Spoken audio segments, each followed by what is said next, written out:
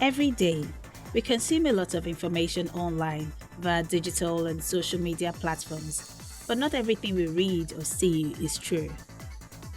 Because we live in a connected world, content can be shared quickly, and circulating false or misleading stories can just be a few clicks away.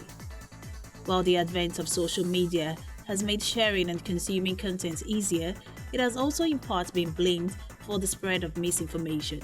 For every thing in life or every invention in life, there are also channels in which people will misuse those tools, and those channels for every invention. Let's use plane crashes. So, I mean, people still fly, but then when there are plane crashes, we don't say because there are plane crashes ban air flights. We need to get better at using it efficiently. We need to get better at measuring how to maximize the efficient use of it. So for us, it's essentially focus on how we can maximize the benefit.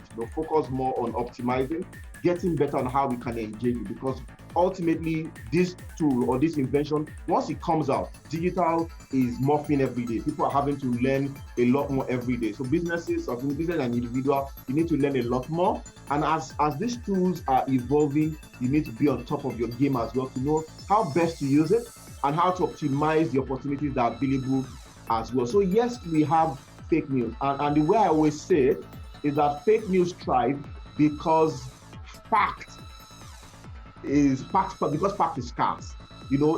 As long as fact is scarce and people don't know where to look for the original and authentic news, fake news is going to thrive. Fake news is false or misleading information presented as news, often with the aim of gaining attention, shaping opinion, or damaging a reputation.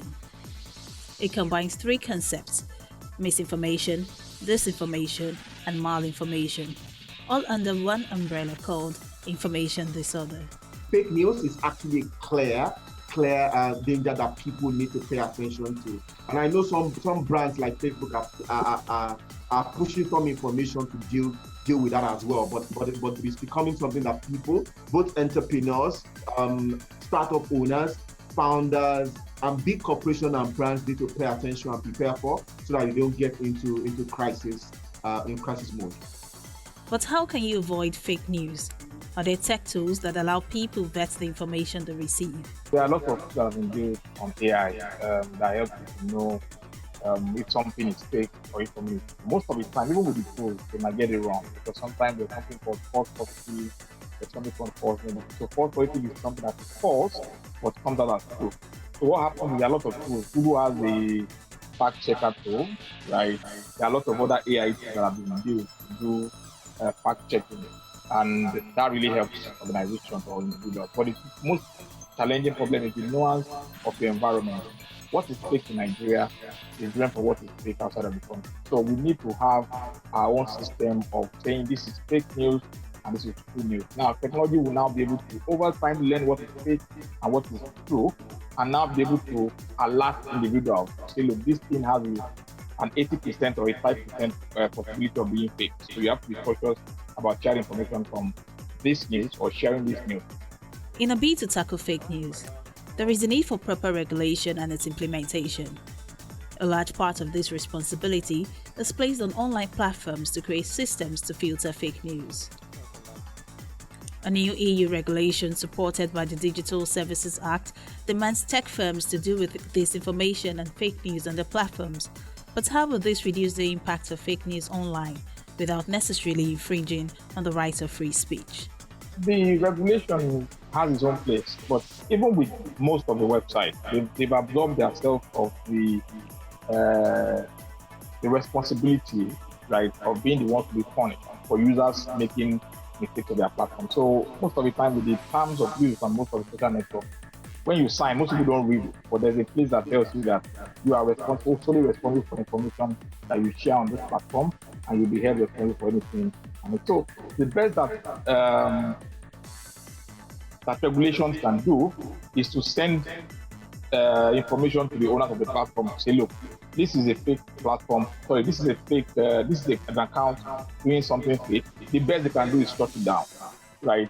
There's nothing more that regulations can do, because the companies themselves are protected on the legal side by their terms of use, right? The best we can do is to make the users of the platform understand the impact of fake news and what it causes to economy and to countries.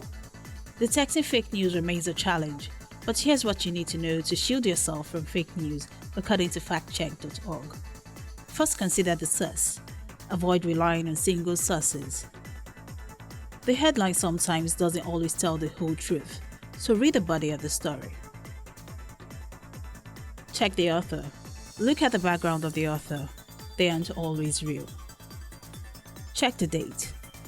The story might not be completely fake, but it could be a distortion of real events. What's the support? Find out who finances the website and does the source back up the claim. And be cautious of clickbaits.